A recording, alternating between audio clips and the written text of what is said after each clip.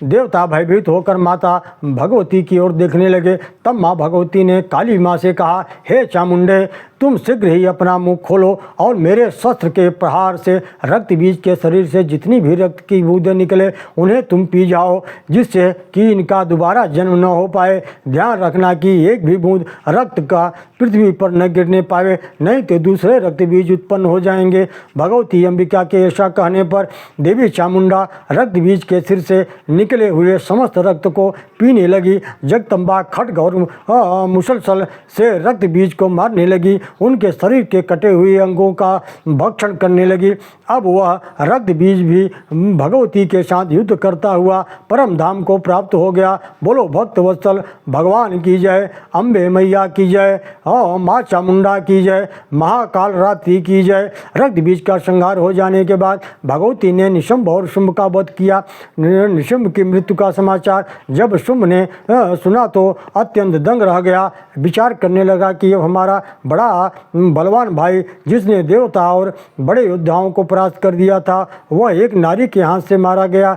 समय की गति बड़ी प्रबल है। शुंभ विचार करता है कि मृत्यु तो एक दिन सबको आनी है, लेकिन मैं बिना युद्ध किए जीवित रहना नहीं चाहता। इससे अच्छा है कि मैं युद्ध करते हुए मृत्यु को प्राप्त हो जाएं। इसके पश्चात शुंभ ने भगवती के साथ बड़ा भीषण युद्ध किया, जिससे भगवती ने स्वयं ही उसका भी संहार कर दिया। बोलो दुर्गा भवानी की जय। ओम नमो दिव्य महादिव्य शिवाय सत्यम नमः। नमः प्रकृते भद्राय निहिता प्रणता स्मृताम। सज्जनों, भगवान वेद व्यास जी कहते हैं, राजन, दो दानव मरने से बच गए थे। वे भी भगवती माता को प्रणाम करके अपना अभिमान त्याग करके पाताल लोक चले गए। भगवती देवी का उत्तम चरित्र राक्षसों का विनाश करने वाला तथा देवताओं की रक्षा करने वाला है। जो मनुष्य प्रेम पूर्वक इसका पाठ करेंगे वह निश्चित ही परम पद को प्राप्त हो जाएंगे। इस आख्यान को पढ़ने से पुत्रहीन को पुत्र की, धनहीन को धन की और रोगी को रोग से मुक्त की प्राप्त हो जाती है। श्रुण्वन्ति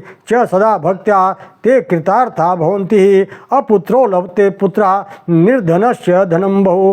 राजा नमो दिव्य महादिव्य शिवाय सत्यम नमः। नमः प्रकृते भद्राय नेता प्रणता स्मृताम। सज्जनों, अब इस अध्याय में राजा सुरथ और समाधि वैश्य की कथा का आता है। व्यास जी कहते हैं, हे राजन, स्वरोचिष मनवंतर में सुरथ नाम के एक प्रजापालक राजा राज्य करता था। एक बार कुछ डाकुओं ने उस पर आक्रमण करके उसका खजाना लूट लिया। उसके विश्वास पात्र लोग भी उसके विपरीत हो गए।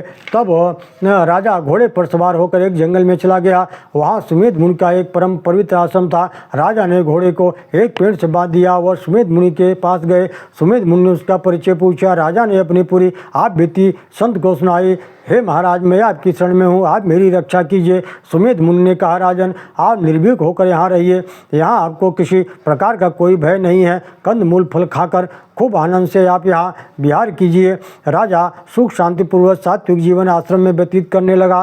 किंतु एक दिन उन्होंने उनकी राज्य की प्रजा की चिंता ने विषादग्रस्त कर दिया। राजा उद्विग्न होकर बैठे थे। इतने में वहाँ एक वैश्य आ गया। उसका नाम समाधि था।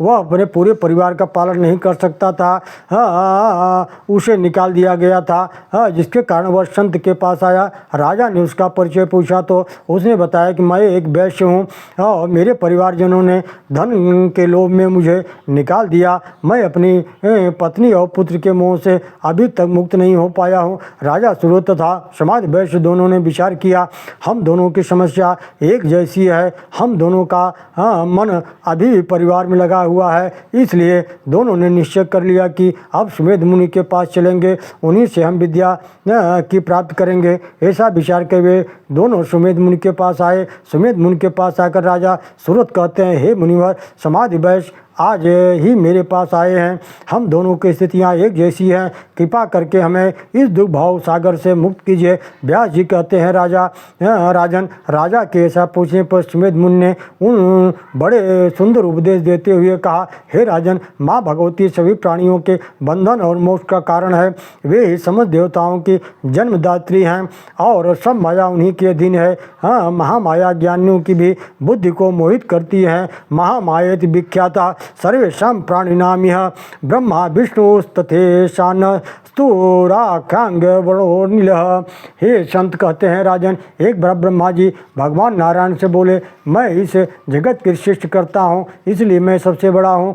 भगवान नारायण ने कहा, ब्रह्मदेव, आप अपने आप को पहचानिए, आप तो मेरे ही नाभ के कमल से उत्पन्न हुए थे। जब मधुकैटभ ने आप पर आक्रमण किया था तो मैंने ही उन दोनों का वध करके आपकी रक्षा की थी। इस प्रकार भगवान ब्रह्मा और नारायण में विवाद बढ़ता गया, जिसके परिणाम स्वरूप दोनों में युद्ध होने लगा। उसी समय देखते देखते एक स्वर्ण का विशाल शिवलिंग प्रकट हुआ। उन दोनों को संबोधित करते हुए आकाशवाणी हुई कि आप लोग आपस में विवाद मत करो। इस शिवलिंग का ऊपरी हिस्सा कहाँ है और नीचे का हिस्सा कहाँ है, ये पता लगाओ। जो पहले पता लगा लेगा वह बड़ा माना जाएगा। लिंगस्यास्य परम पार मध्यादुपरि ध्रुवम यो याति युवयोर्मध्ये सश्रेष्ठो वा सदैव। आकाशवाणी सुनकर भगवान विष्णु पाताल लोक की ओर और ब्रह्मा आकाश की ओर चले गए। भगवान विष्णु थक गए और शिवलिंग का अंत नहीं प्राप्त कर सके। ब्रह्मा जी ऊपर की ओर गए। भगवान शिव के मस्तक से गिरते हुए एक केतकी के पुष्प को लेकर वे प्रसन्न होकर लौट आए। ब्रह्मा जी ने भगवान नारायण से झूठ बोल दिया कि मैंने इस शिवलिंग का अंत पा लिया है। प्रणाम के रूप में उन्होंने केतकी के पुष्प की ओर इशारा किया। उन्होंने कहा कि यह केतकी का पुष्प इस बात का साक्षी है कि मैंने इस शिवलिंग के अंत का पता लगा लिया। भगवान नारायण अपनी हार स्वीकार करते हुए ब्रह्मा जी को बड़ा मानकर उनकी पूजा करने के लिए तत्पर हुए। उसी समय शिवलिंग से भगवान शंकर प्रकट हो गए।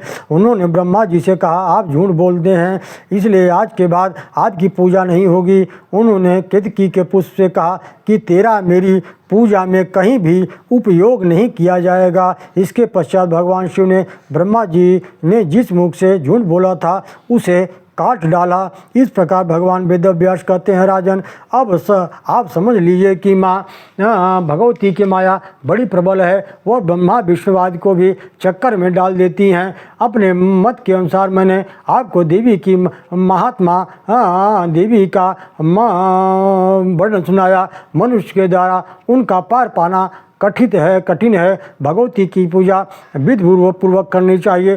सर्वप्रथम पवित्र स्थान भगवती की सुंदर मूर्ति की स्थापना करनी चाहिए। नैवेद्य पर भोजन प्रेम पूर्वक भोग लगाना चाहिए। अष्टमी, नवमी, चतुर्दशी तिथि को कन्या पूजन करना चाहिए। विशेष रूप से कुमारी कन्याओं का पूजन सर्वश्रेष्ठ माना गया है। ब्राह्मणों को भोजन कराना चाहिए। ऐसा करने से निर्धन भी धनवान हो जाता है और इस लोक में परलोक में सुख प्राप्त होता है। व्यक्ति नवरात्र का व्रत विधि विधान पूर्वक पालन करता है तो उसे सभी सुखों की प्राप्ति होती है। सुमेध मुनि कहते हैं, राजन, आप और यह वैश्य मिलकर भगवती की आराधना करें। उनकी कृपा से आपका खोया हुआ राज्य मिल जाएगा।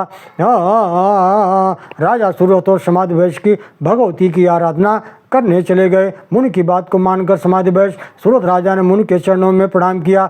उन्होंने कहा, हे मुनिवर, आपकी कृपा से हम सब पवित्र हो गए हैं। हमें मंत्र दीजिए, हम भवसागर को पार कर सकें, भगवती का दर्शन कर सकें। बार बार आग्रह करने पर मुनि ने राजा सुरथ समाधि वैश्य को 9 अक्षरों वाला नवाड़ मंत्र दे दिया। ओं ऐं ह्रीं क्लीं चामुंडाय विच्चय। उन्होंने कहा, आप दोनों ही श्री विद्या का जाप करें, आपकी भगवती आपको दर्शन देगी। राजा सुरथ समाधि वैश्य ने भगवती की उपासना की। भगवती प्रसन्न हो गई। उन्होंने कहा, जो कुछ तुम चाहते हो वरदान मांग लो। राजा ने कहा, मेरे सभी शत्रु नष्ट हो जाएं, मुझे फिर से मेरा राज्य प्राप्त हो जाए। भगवती ने कहा, आप किसी प्रकार की चिंता मत कीजिए, आपका राज्य वापस हो जाएगा। बाद में आप सावर्णी मनु के रूप में उत्पन्न होंगे। इसके पश्चात भगवती ने वैश्य से पूछा, तुम क्या चाहते हो? वैश्य ने कहा, न तो मुझे घर की आवश्यकता है, न स्त्री की, न पुत्र की, ये सब तो मिथ्या है। आप मुझे इस भव सागर से पार करा दीजिए। वैश्य की मनोकामना जानकर भगवती ने उसे तत्व ज्ञान की प्राप्ति करा दी। इस प्रकार भगवती की कृपा से राजा को उनका खोया हुआ राज्य मिल गया और समाधि वैश्य को साक्षात भगवती की प्राप्ति हो गई। जो मनुष्य प्रेम पूर्वक इस आख्यान को सुनता है वह संसार के सभी दुखों को भोग कर और अंत में परम पद को प्राप्त कर लेता है। ओम नमो दिव्य महादिव्य शिवाय सत्य नमः। नमः प्रकृति भद्राय नियता प्रणता स्मृताम। और सज्जनों, इस तरह से यहाँ 6वां स्कंद की कथा यहीं पे मैं विराम देता हूँ। और अब 5वें स्कंद की कथा को मैं यहाँ विराम देता हूँ और कुछ समय के बाद या कल 6वें स्कंद की कथा पुनः प्रारंभ होगी। तब तक ओम नमो दिव्य महादिव्य शिवाय सत्यम नमः। नमः प्रकृति भद्राय नियता प्रणता स्मृताम।